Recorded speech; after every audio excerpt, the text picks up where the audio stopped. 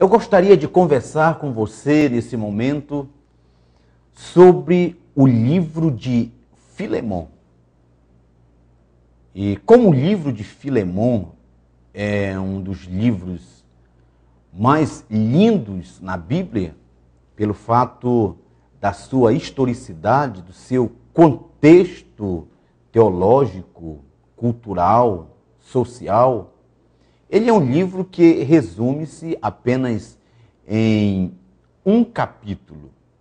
E para a nossa meditação nesse momento, eu queria ler alguns versículos deste livro, que é o versículo de número 10 a seguir. Peço-te por meu filho Onésimo, que gerei nas minhas prisões, o qual noutro tempo te foi inútil, mas agora a ti e a mim muito útil, e eu te tornei a enviar. E tu torna a recebê-lo como ao meu coração. Eu bem quisera conversar contigo, para que por ti me servisse nas prisões do Evangelho. Mas nada quis fazer sem o teu parecer, para que o teu benefício não fosse como por força, mas voluntário. Porque bem pode ser que ele se tenha separado de ti por algum tempo, para que o retivesse para sempre. Não já como escravo, antes, mais do que escravo, como irmão caríssimo, particularmente de mim, e quanto mais de ti, assim na carne como no Senhor. Assim, pois, se me tens por companheiro, recebe-o a mim mesmo. Meus irmãos, meus amigos, o apóstolo São Paulo, cujo apóstolo foi o que escreveu esta carta direcionada a Filemon, ele, como um grande escritor do Novo Testamento, escreveu pelo menos a terça parte da Bíblia Sagrada. É interessante que existem algumas escritas de Paulo, entre elas são cartas direcionadas a igrejas, algumas igrejas na Ásia, que tinham como objetivo orientar, exortar e edificar aquela comunidade. Outras cartas foram direcionadas a uma pessoa em particular, pelo contexto, pelas circunstâncias que lhe cercavam. E entre essas cartas, nós temos a carta a Filemon. Quando começamos a observar, através dos escritos de Paulo, a este servo de Deus Filemon, percebemos que Filemon, ele era um homem que habitava numa cidade chamada Colossenses, uma cidade da Frígia, e fazia parte de uma colônia romana. Então, este homem, Filemon, se tornou notório no ministério de Paulo por muitas coisas, entre elas, pela vida social que ele tinha, pelo fato de ser um homem muito rico, dono de muitas terras, propriedades e também de escravos, visto que naquela época as pessoas que tinham um poder aquisitivo mais elevado, elas detinham um número muito grande de escravos, que era também o caso de Filemon. Entre eles, os escravos, havia um por nome de Onésimo. Onésimo, ele era filho de escravo. Então, significa dizer que Onésimo nunca tinha degustado a liberdade de viver uma vida social como outras pessoas que nasceram e estavam vivendo num contexto onde não havia escravidão. Os avós de Onésimo eram escravos, os pais de Onésimo eram escravos e Onésimo também, ele passa a ser escravo de Filemon. A Bíblia não diz, mas até se conjectura que os avós, os pais de Onésimo, eles eram pessoas que sempre conviveram com Filemon.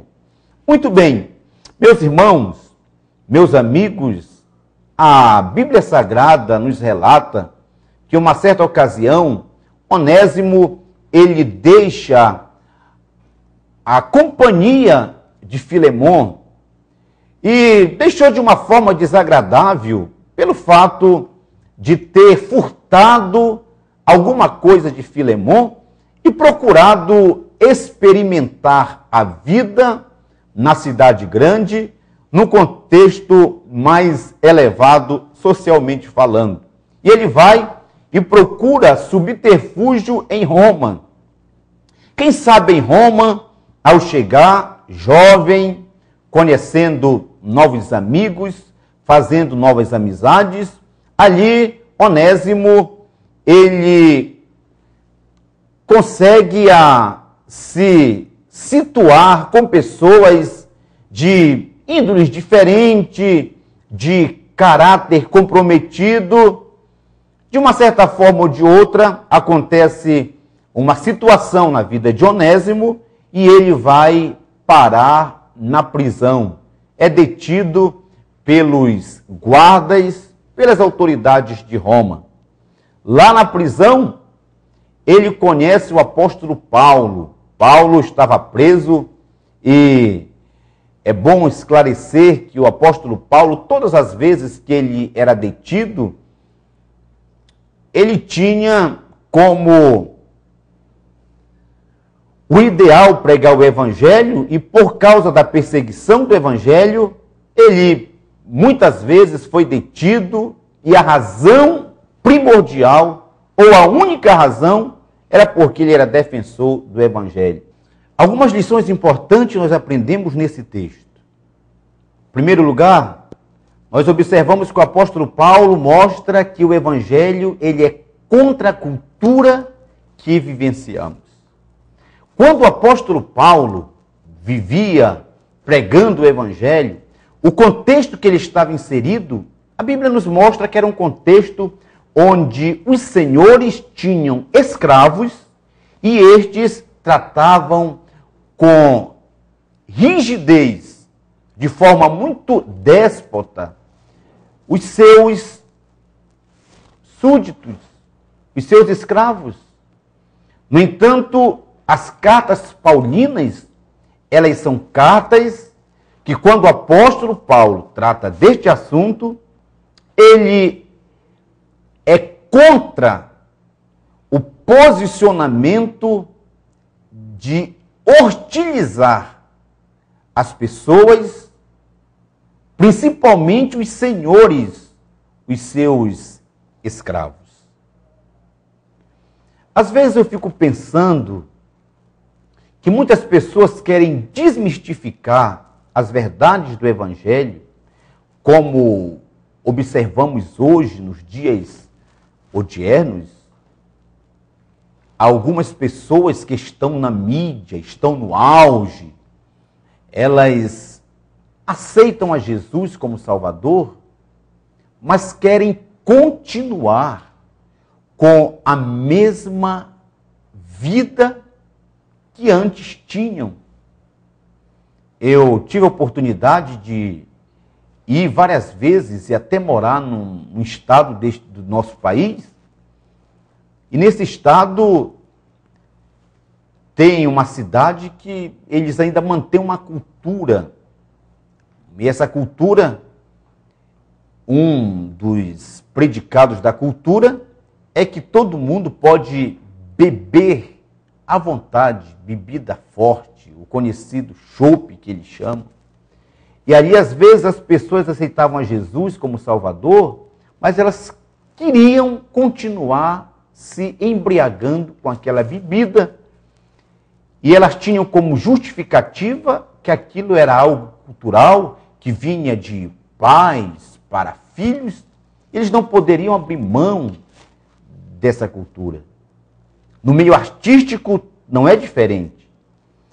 Pessoas aceitam a Jesus, mas querem continuar fazendo filmes pornô, pousando para revistas que inspiram mensagens sensuais, ou até mesmo continuar na prática da sua devassidão, com comportamentos dissolutos.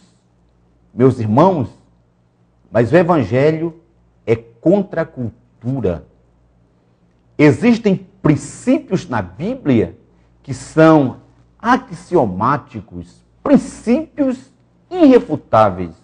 E o apóstolo Paulo foi contundente no que diz respeito a estes princípios, quando ele escreve aqui a igreja do Senhor na cidade de Gálatas. Lá na Galácia, ele escreve para um povo e mostra que aquele povo tem que ser um povo diferente ao ter um encontro pessoal com Cristo. Ele diz no capítulo 2 e o versículo 20 de Gálatas: logo, já não sou eu quem vive, mas Cristo vive em mim. E esse viver que agora tenho na carne, vivo pela fé no Filho de Deus, que me amou e a si mesmo se entregou por mim. Isso significa dizer que o Evangelho, ele provoca mudança de vida. O Evangelho, ele tem que provocar mudança de comportamento. Porque se a pessoa aceita Jesus e diz, eu já tive um encontro com Jesus, e ainda permanecer nas mesmas práticas, nos mesmos comportamentos, olha, essa pessoa tem que rever os seus valores, porque ela ainda não teve um verdadeiro encontro com Jesus. Queridos irmãos, meus amigos, o Evangelho, ele traz para junto de nós aquele que está excluso da sociedade, aquele que aos olhos humanos não tem mais solução, aqueles que aos olhos humanos não tem mais perspectiva de sobrevivência, aqueles que estão na sarjeta, aqueles que estão nas drogas, aqueles que estão na prostituição, no sexo livre. Quando ele tem um encontro verdadeiro com Cristo, ele passa a fazer parte do corpo de Cristo, da igreja que um dia vai morar no céu com Jesus. Você pode fazer parte. Você pode fazer parte deste exército, deste povo que se prepara para o encontro real com o Senhor. Portanto, essa é uma de muitas lições que a carta do apóstolo Paulo nos informa. Que Deus lhe abençoe de forma muito especial.